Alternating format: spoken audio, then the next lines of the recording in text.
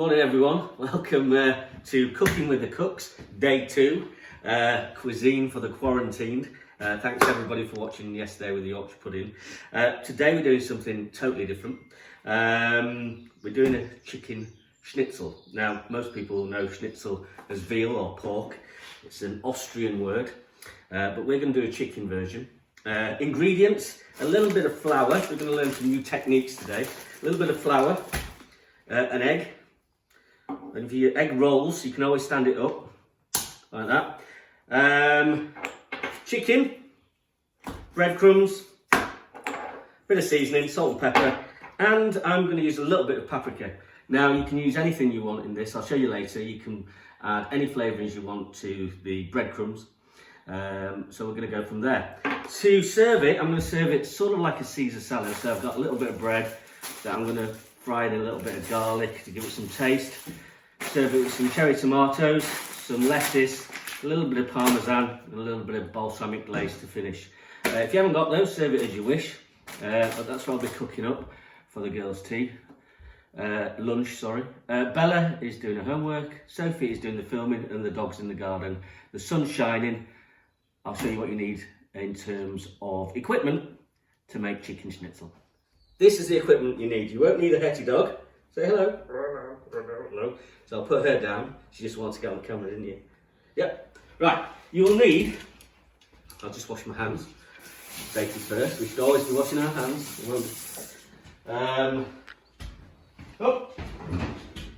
Okay. So you will need a sharp knife, some tongs or a spatula, cling film, essential for this recipe, rolling pin, chopping board, 3 dishes and a frying pan. Now if you haven't got a rolling pin, don't worry. You can use an empty bottle of wine. We seem to have loads of these knocking around the house at the minute. So this is just as good as a rolling pin in this situation. So you've got your ingredients, you've got your equipment. Let's start to make it. Right, we're gonna don't do this, Soph, by the way, with the knife. We're gonna start by preparing the chicken. I've got a nice chicken breast. We're gonna take this bit off, which is sort of the bit that hangs underneath because we don't need that. We're going to trim off any bits we don't need, any bits that look a bit stringy or fatty. And then we're going to butterfly it. So butterflying it basically means cut it in 2 because we're going to get 2 portions of schnitzel out of 1 breast. Okay? So we're going to carefully cut down the middle, running the knife along until we get 2 pieces. So it butterflies out like that. Now we want 2 pieces, so we're just going to cut it down the middle.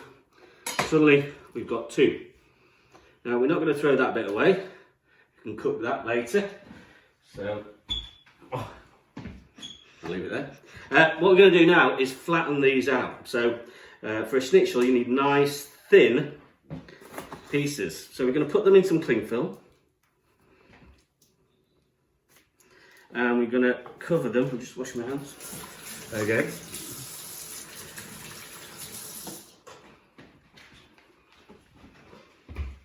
And we're going to cover them like that. Place them back on our board. And this is where our rolling pin, or I might as well use a bottle of wine, comes in. Now we're going to slowly beat them out.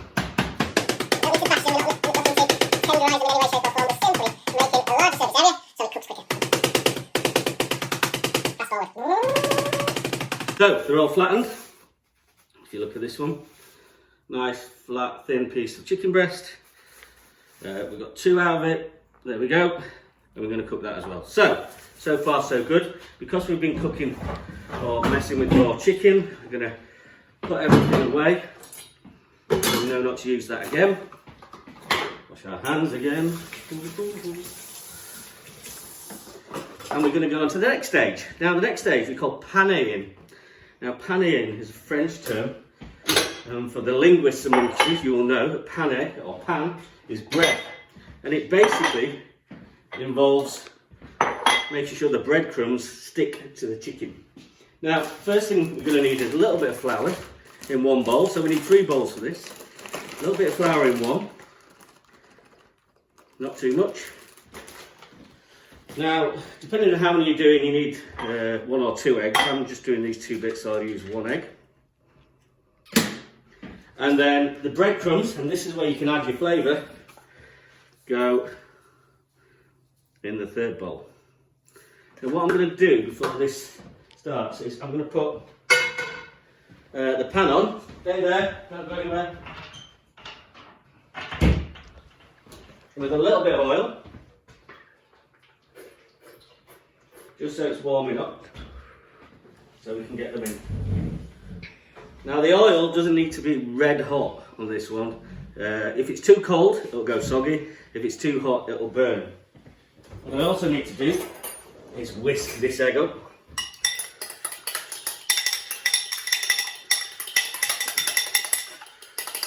Now that helps the breadcrumbs stick. Now I am going to add a little bit of paprika to the breadcrumbs just to give it a little bit of heat and spice. Now this is where you can put whatever herbs or spices you want in. You don't have to put any in, just mix them up. So there it goes then. So the chicken breast into the flour first. When you've got it coated in flour like that, you can see that, Soph, close up. Whoop.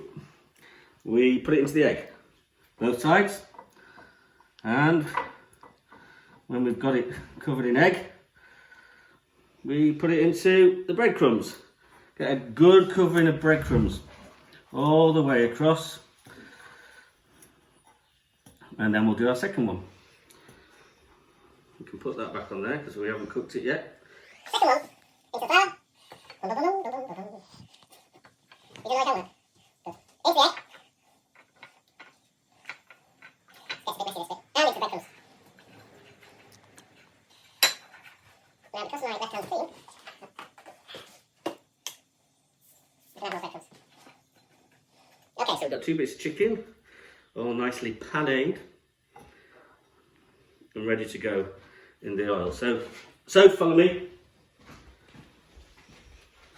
So if I drop a little bit of breadcrumbs in, you can see it sizzling.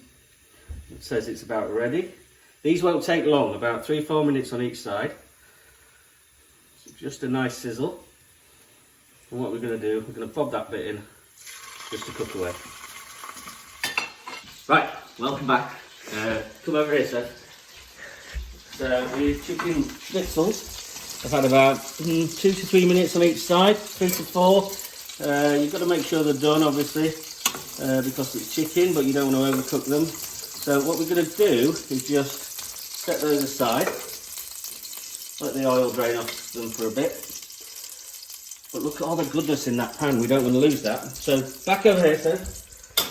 I was in the store cupboard this morning, found a little bread roll that looks a bit lonely. I've got a new knife, new board, obviously, because we've been cutting chicken.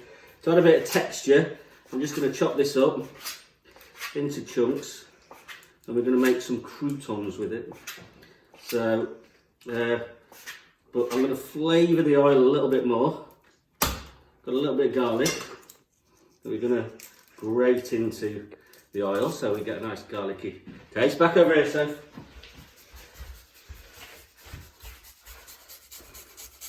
Just after that flavour more than anything else. There, it smells gorgeous, that. And then I'm going to put a little bit of chilli in over here. So, probably not a full chilli.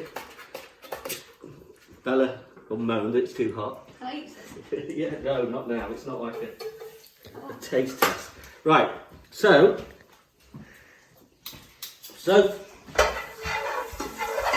just flavouring that oil with a little bit of garlic and chilli. Can you smell that, Craig? Nice, isn't it? Then we're going to put those croutons in. Well, that bread in. It will become croutons. And we're just going to let that simmer away. Right, back over here, sir. So, I'm going to start preparing the dish. Like I say, we've got a few cherry tomatoes, some lettuce. We'll put the lettuce in.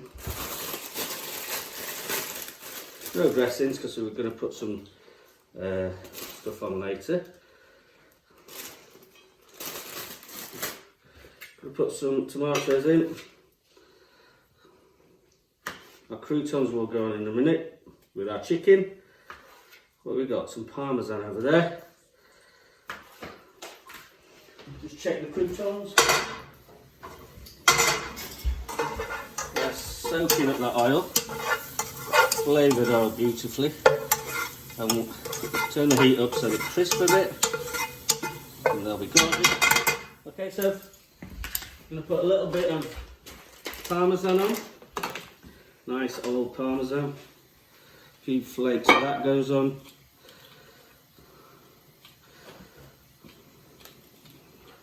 That should do. What else? Oh, I'm going to put a little bit of balsamic glaze on.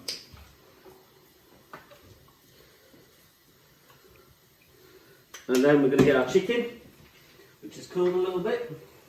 I'm going to slice it up. If you look inside, nice and cooked through.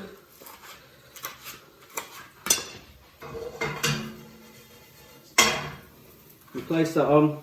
Bella, you ready for your lunch? Place that on.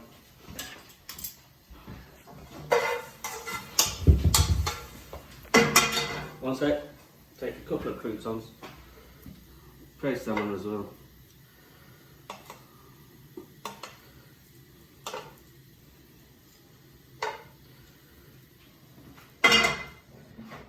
And we're done. Chicken schnitzel, Caesar salad style. Tomorrow we'll be doing panna cotta. Remember the ingredients: milk, double cream, caster sugar, gelatin leaf, and then a flavouring. Now, flavourings for tomorrow, I'm going to be using salted caramel for my panna cottas. But you can just use vanilla extract. Or if you've got a vanilla pod in the store cupboard, which most people won't have, but if you have, dig it out, we'll use that tomorrow. Thanks for watching today. Enjoy the sunshine. Bella, how's that? Good. Guys, keep safe and keep cooking. Bye.